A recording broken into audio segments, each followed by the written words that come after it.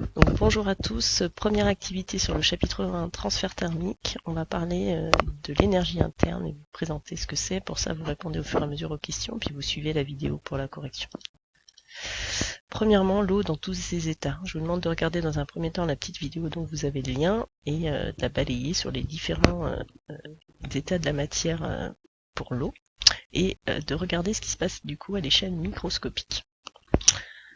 Alors, là je vous ai présenté un petit imprimé écran de ce que vous avez vu, hein, l'état liquide, l'état solide et l'état gazeux. Alors, qu'est-ce qui constitue leurs propriétés à l'état microscopique? Dans le cas des solides, vous avez vu, les atomes se heurtent parce qu'ils vibrent autour de leur position d'équilibre, donc il y a du mouvement. Pour les liquides, les positions des atomes se déplacent beaucoup plus, mais par contre les oscillations demeurent. Il y a des interactions de type Van der Waals et liaison hydrogène dans les liquides. Dans le cas des solides, c'était des interactions beaucoup plus fortes. Ça dépend des types de solides. Si c'est ionique, c'est électrostatique. Si c'est des solides moléculaires, c'est des interactions de Van der Waals, mais les atomes sont très proches les uns des autres, donc les interactions sont assez fortes. Ça peut être aussi des liaisons covalentes dans le cas de solides moléculaires. Pour les gaz, vous avez vu, eux, ils sont libres de se déplacer et ils vont à grande vitesse. Ils se propagent, donc ils se déplacent en ligne droite et puis ils vont changer de direction quand ils vont entrer en collision. Donc ce qu'on constate, c'est que les molécules et les atomes sont de toute façon tout le temps en mouvement au niveau microscopique. Alors quels effets ça a sur les propriétés à notre échelle, c'est-à-dire des propriétés macroscopiques qu'on observe pour un objet, un système. Donc pour ça, je vais vous laisser regarder la deuxième animation dont je vous ai mis le lien. Donc cette petite animation représente une seringue. Vous avez les molécules à l'intérieur, je peux les changer. Hop, là, je vais en mettre 10. Et puis je peux déplacer le piston de la seringue, mais là je vous demande dans les questions que je vous pose de ne pas bouger ni le nombre de molécules, ni de déplacer le piston. Et je vous demande de trouver un moyen, du coup, d'augmenter la vitesse des molécules. Alors comment on peut augmenter la vitesse des molécules ? Alors on va se mettre, je vais vous mettre dans cette situation-là, où la vitesse est faible. Comment je peux faire pour augmenter la vitesse des molécules ? Vous avez dû trouver, il faut que j'augmente sa température. Donc si sa température augmente, je vois très bien que les molécules se déplacent beaucoup plus vite. Donc finalement, que mesure la température ? La température, elle mesure, c'est une propriété macroscopique qui mesure ce qui se passe à l'échelle atomique, puisque elle mesure finalement la vitesse des molécules, c'est-à-dire le degré d'agitation microscopique des molécules. Du coup, on voit bien que les mouvements microscopiques donne des informations sur les propriétés à notre échelle, les propriétés macroscopiques. Alors comment on peut faire le lien entre le microscopique et le macroscopique ? Parce que si je regarde un système, je vais pas regarder chaque molécule, hein, ça va être compliqué. Il y a un trop grand nombre de molécules. Donc ça, vous avez vu ça, pour faire le lien entre microscopique et macroscopique, eh bien on va prendre des paquets contenant un grand nombre d'atomes ou de molécules, ce qu'on appelle une mole. Et une mole, c'est Na entité chimique, c'est-à-dire le nombre d'Avogadro, 602 10 puissance 23 atomes, molécules ou ions identiques. Donc ça nous permettra de faire le lien entre les propriétés microscopiques et macroscopiques. Donc on considérera dans ce chapitre un système, on prendra macroscopique, c'est-à-dire de taille de notre échelle, et du coup forcément il sera constitué d'un très grand nombre d'entités, et généralement on va regarder ces échanges avec l'extérieur, et il sera séparé de l'extérieur par une interface où il y aura des transferts d'énergie, et c'est ça qui va nous intéresser dans ce chapitre. Donc dans le petit 3, on va s'intéresser à l'énergie d'un tel système, et de voir qu'est-ce qui peut contribuer à cette énergie. Alors je vous propose plusieurs cas et je vous demande si dans chaque cas, quelle seringue va contenir la vapeur d'eau qui contient le plus d'énergie, et d'argumenter vos réponses à chaque fois. Je vous laisse réfléchir, puis après je vous laisse regarder la vidéo. Alors, premier cas, vous avez une seringue qui est au plafond et l'autre elle est posée par terre. Elles ont la même vitesse, c'est-à-dire que les molécules à l'intérieur au niveau microscopique, elles ont la même vitesse, donc forcément a priori la même température.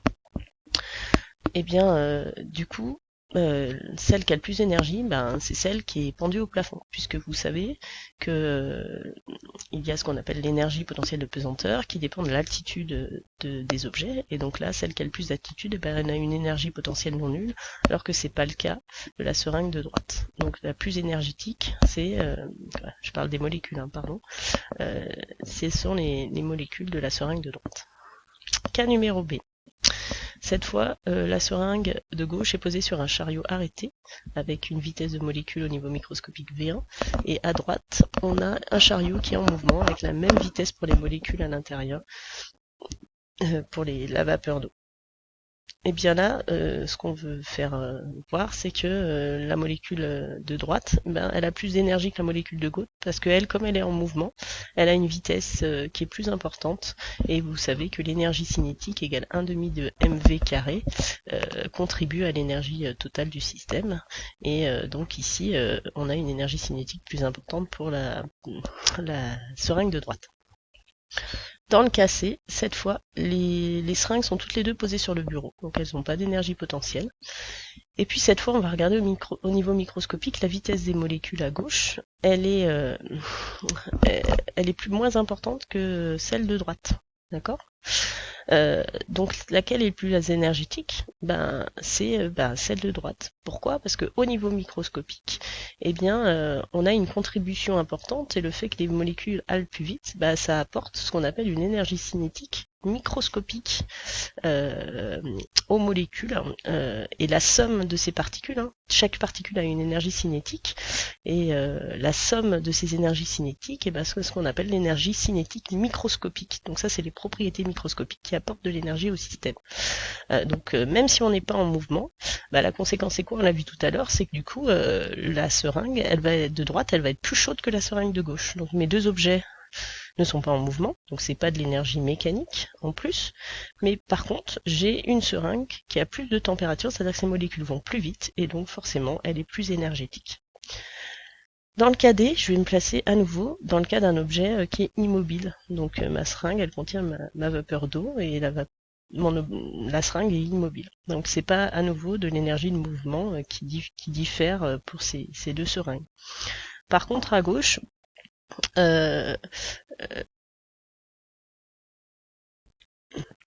donc ce qui va différencier mes deux cas, c'est que à gauche j'ai de la vapeur et à droite j'ai de l'eau liquide.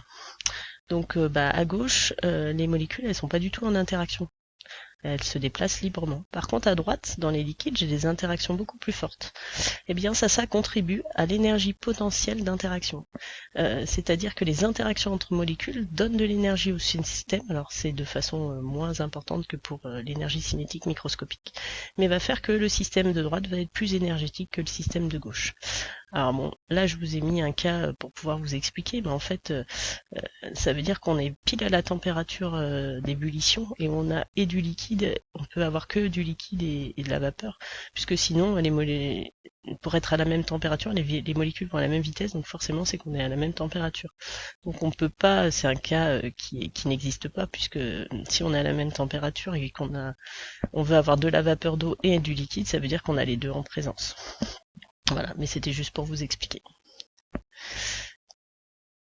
Si je fais du coup un bilan de tout ce que je viens de dire, tout ce qui peut contribuer à l'énergie d'un système alors fermé, c'est-à-dire qui n'échange pas d'énergie avec l'extérieur, hein, eh bien une contribution forcément d'origine macroscopique, qu'on vient de voir, c'est l'énergie mécanique, énergie cinétique et énergie potentielle qu'on a déjà vu.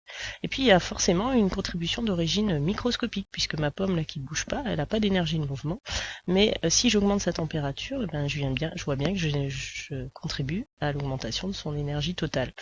Donc l'énergie qui est due aux propriétés microscopiques de l'objet, eh bien c'est ce qu'on appelle l'énergie interne et qu'on note U. Et donc c'est l'énergie d'un système qu'elle peut avoir sans qu'il y ait modification de mouvement ni de son altitude. Elle a deux contributions, l'énergie cinétique microscopique, j'en ai parlé tout à l'heure, donc qui est liée à l'agitation des molécules. Chaque molécule a une énergie cinétique microscopique, et la somme de tout ça, c'est ce qu'on appelle l'énergie cinétique microscopique. Et puis les interactions entre molécules,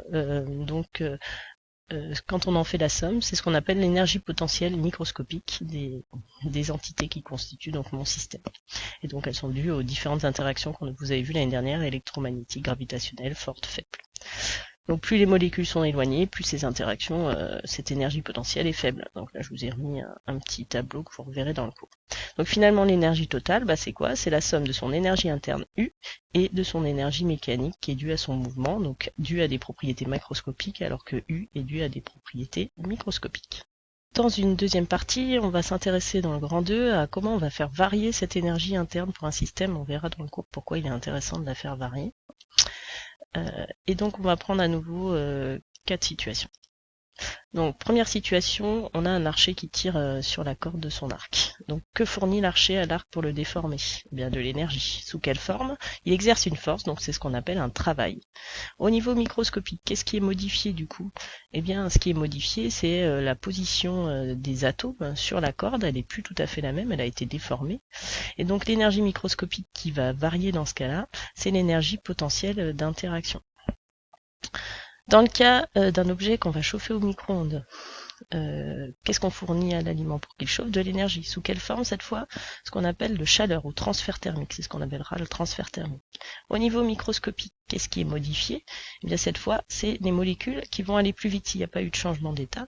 Donc c'est l'énergie cinétique microscopique qui va changer.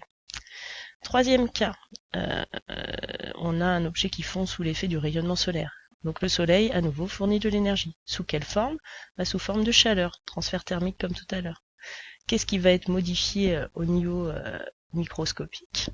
Eh bien, cette fois, c'est les interactions entre molécules qui vont changer. On va passer de l'état solide à l'état liquide. Donc le fait de chauffer ma structure va diminuer les interactions au niveau des molécules. Et du coup, c'est l'énergie potentielle d'interaction qui va varier. Dernier exemple, je prends une canette, je la déforme. Donc cette fois, on a exercé une force sur la canette, on a donc fourni ce qu'on appelle du travail, et on a modifié au niveau microscopique, pareil, la place des atomes, donc on a modifié l'énergie potentielle d'interaction. Donc finalement, qu'est-ce qui peut contribuer et faire varier l'énergie interne d'un système? Eh bien, on apporte de l'énergie, on a échangé de l'énergie avec l'extérieur, c'est ce qu'on appelle un transfert d'énergie, et on l'a fait de deux façons, soit par le travail d'une force, et dans ce cas-là, comme on a vu dans le chapitre sur le travail, ce sera le travail de force non conservative, pour qu'elle contribue à la variation d'énergie, ou alors on a apporté de la chaleur, c'est ce qu'on appelle le transfert thermique. Donc on peut écrire. Alors on va se prendre dans un cas où on a un objet immobile, dans ce cas-là on n'a pas d'énergie mécanique, donc l'énergie totale c'est uniquement l'énergie interne, et donc si on a fait varier son énergie, on a fait varier son énergie interne, on note ça delta U, pour dire qu'il y a une variation.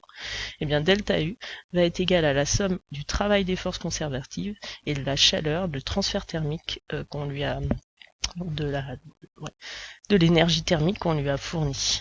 Alors, deux conventions importantes pour la suite. Lorsque le travail et la chaleur et le transfert thermique fourni sont reçus par le système, on les note positivement. Et quand par contre ils sont perdus par le système, ils sont donc cédés à l'extérieur, au milieu extérieur, ils seront notés négativement, ils sont perdus. D'accord, c'est un peu comme quand on fait ses comptes à la banque, tout ce qui rentre, toutes les recettes, c'est noté positivement, et tout ce qui sort, c'est noté négativement. Petite remarque, si jamais en fait l'objet bouge en même temps, du coup la variation d'énergie totale, ça sera à la fois la somme de la variation d'énergie mécanique liée à l'énergie cinétique et l'énergie potentielle de pesanteur et la variation d'énergie interne. Et du coup on aura, comme la variation d'énergie mécanique on l'a vu dans un chapitre précédent, c'est aussi égal au travail des forces non conservatives, et bien on aura delta E total qui est égal à ce travail, plus du coup, parce qu'au niveau microscopique on peut avoir des transferts thermique, ce Q qui veut dire qu'il y a un transfert d'énergie au niveau thermique, c'est-à-dire de la chaleur. Voilà pour cette première activité.